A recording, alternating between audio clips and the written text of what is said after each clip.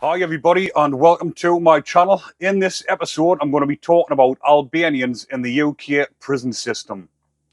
So Albanians make up the largest foreign nationals in the UK prison system, making up 13% of the prison population. The UK prison population stands at around approximately 90,000 prisoners.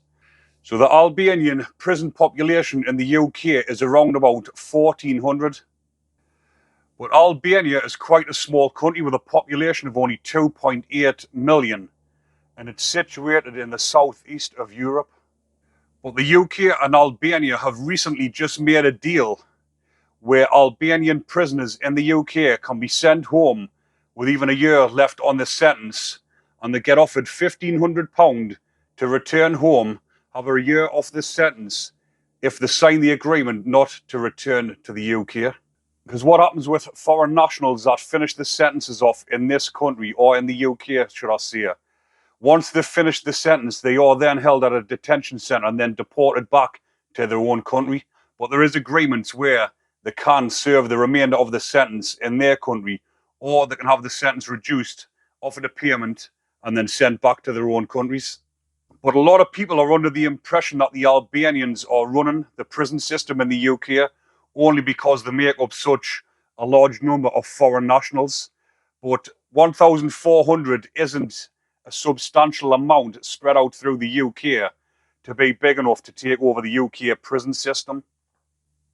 The majority of these Albanians that are in the prison system aren't actually what you would call prolific or high-end criminals. The high-end criminals, the big Albanian gangsters, very rarely ever get caught. The ones that I was in prison with in 2020, which was in HMP Home House, I came across around about 10 Albanians whilst I was in prison at this time, and the majority of them couldn't speak English. They hadn't been in the country for that long of a period, and the ones that I did come across that I actually started talking to, obviously when you get speaking to people like this, you start asking a couple of questions, getting to know them, asking the background, and they'd only been in the country a few months, and the majority of these Albanians that are in the prison system were actually brought over and promised jobs by the higher end criminals, or the gangsters, may you call them. They were brought over here, promised a job, or the one that I came across to grow cannabis, and he was put in a house, and the majority of his friends that are in prison were actually brought over for the same reason. They were put into houses as farmers to cultivate cannabis, grow the cannabis. They were getting minimal amounts of payments for it, and it was getting passed on to the higher end gangsters who were selling it throughout the UK. But the ones that I just mentioned that I come across, they were actually quite timid. Came across as quite shy. They weren't running the prisons as a lot of people think.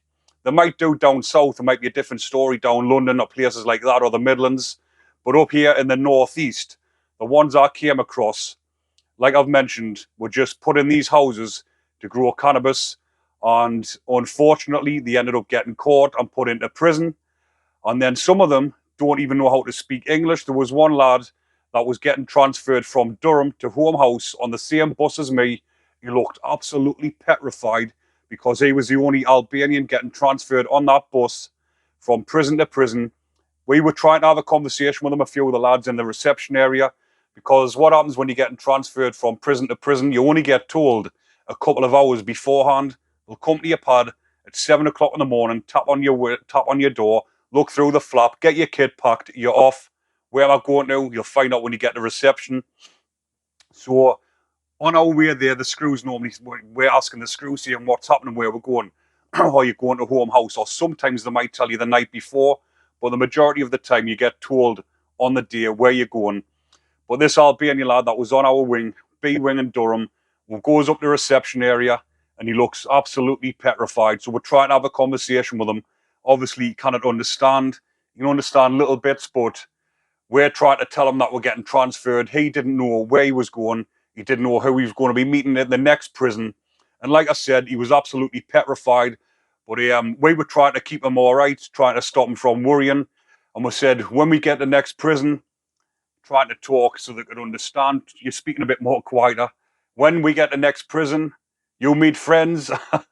Excuse the accent, but I'm just trying to say it how it is. But I would say you will meet friends at the next prison, because some of the lads that were getting transferred there hadn't long been to Home House, and they said it was full of Albanians. They were all quite joyful, cheery, and we were trying to put him at ease. And when he gets there, he'll be meeting these other Albanians. They'll be able to speak to him and put him at ease. So when we get to Home House, we get in the reception area. We were saying to the screws, "Is there any Albanians in the prison?" Put him on the same wing as them, just to put him at ease, because he can't understand English. So we were sort of doing the talking for him and saying to him, put him on a wing with his friends from his country, just to put him at ease so he's not uncomfortable, because it wasn't a nice situation watching someone like that. We were saying to ourselves, imagine we were in their country going into one of their prisons, you'd be fucking shitting yourself, petrified. So anyways, getting to the moral of the story, when I started speaking to a couple of them in Home House, one of them, the one that I could actually speak English, who was quite intelligent, I'm sure he was telling us he was a teacher back in his country, and when he's come over here to make a bit extra money, he's found himself in prison.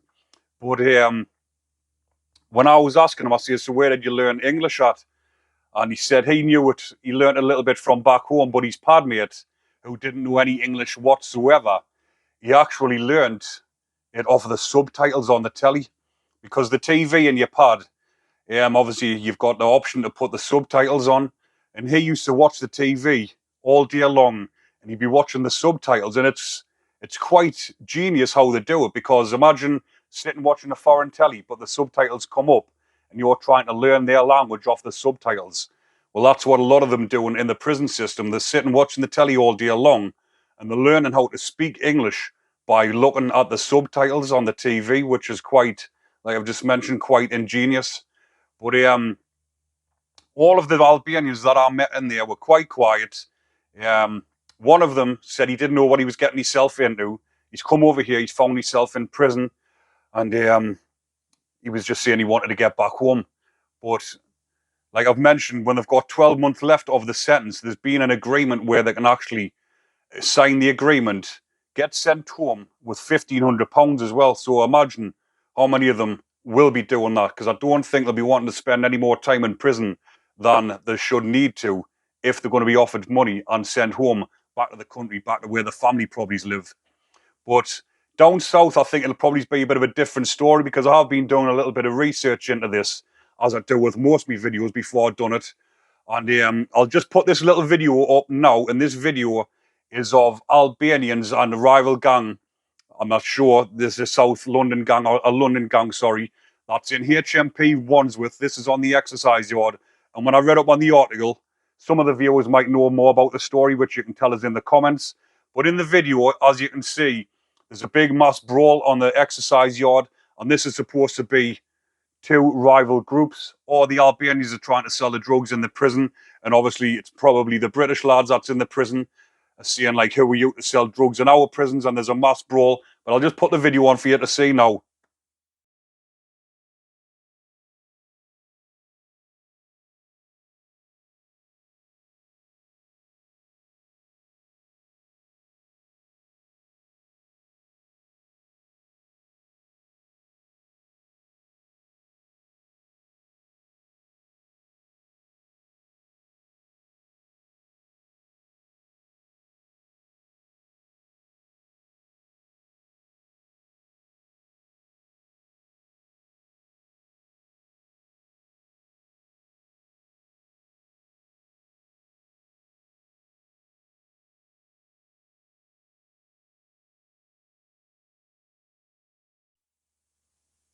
But as you can see from that video, there was quite a lot of people involved in that. But as it is with most situations in prisons and gang violence like that, or gang wars, a lot to do over drug territory.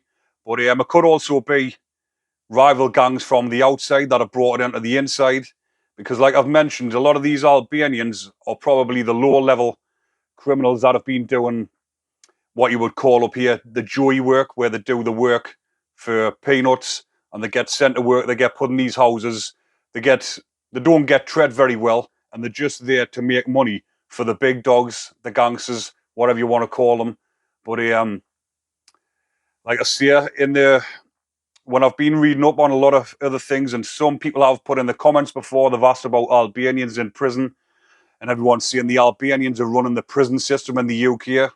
Well, to my knowledge, they're definitely not running the prison system. There is a lot of them in there, and if you go and have a look on Google and type up Albanians in prison, there's a lot of videos, a lot of photos where the Albanians are actually mocking the prison system, where they're all sitting with their phones out, taking pictures of each other, putting it all over social media. I'll just put a couple of them pictures up there now, as you can see on the screen, where they're all sitting together in big groups. But this isn't just the Albanians, this is happening throughout the prison system, especially in the Cat C jails. The jails are overrun with drugs and mobile phones, and everyone in those Cat C prisons are up to the same sort of thing. It's just that the Albanians are a bigger group, or the biggest foreign nationals in the UK prison system. So they're probably getting more attention when they're putting these videos up on TikTok, putting it all over for it to be on Instagram, different things like that. And the media's grabbed onto it, and they're trying to say that the Albanians are running the prison system, when in fact they're probably just doing what the majority of prisoners are doing. Any ethnic gangs, the British lads, the Muslim lads, it doesn't matter who you are or what you are, which group you come from, is it all doing it throughout the prison system. Like I've mentioned, the Cat C prisons are more rife with phones and drugs because of the security is not as high as what you would get in a Cat B or a Cat A. It's a bit more relaxed. There's probably more screws on shit peers that are thinking, right, I'll get a bit extra money, that are bringing drugs in, which I'll do another video on that soon. But for a bit extra money, these screws will turn a blind eye, or they'll bring the drugs in, because it's not worth their hassle. Because these prisons, even though they're category C, they're still just as dangerous, just as violent. And there's a lot going on in these prisons with all the drugs and the gangs. And like I've mentioned, there's a lot of violence goes on. The violence isn't as bad as it is in the Cat Bs and the Cat As, but every day there's something happening in the Cat C prisons, where probably just fighting, but there's a lot of people drinking hooch, getting off their heads and just going off it every single day. The riot bells is going off, people's fighting. So it's not just the Albanians, it's everybody in the prison system. But I just thought I would bring that to the attention, because people have been asking for it. And the Albanians are getting a bit of a name. If you just have a look on YouTube, there's videos popping up all the time about the Albanians are taking over the drugs worldwide. They're probably the biggest suppliers going away. Just from what I've seen myself on some YouTube videos, Albanians are taking over the place worldwide. They're in loads of different countries, taking over the drug scene. I've seen it that they're over in Colombia, they're over in the main places where the drugs are getting exported from. And the Albanians are making a name worldwide as drug lords and drug pushers worldwide. But for being such a small country with a population of 2.8 million, they are making a bit of a scene in that type of world, in the prison scene, in the drug scene, in the gangland scene, because I've seen some videos as well down London and places like that, where they're making music videos. They're all over TikTok, and there is a big scene going on where the Albanians are taking over. So I just thought I'd bring that to the attention, just to put you all wide a little bit about what's actually going on inside the prison system, and that the Albanians make up the biggest population of foreign nationals in the UK prisons. But I hope you enjoyed that, everyone. I'll leave that one there for now. Remember to go and like and subscribe. Enjoy the rest of your day. Take care.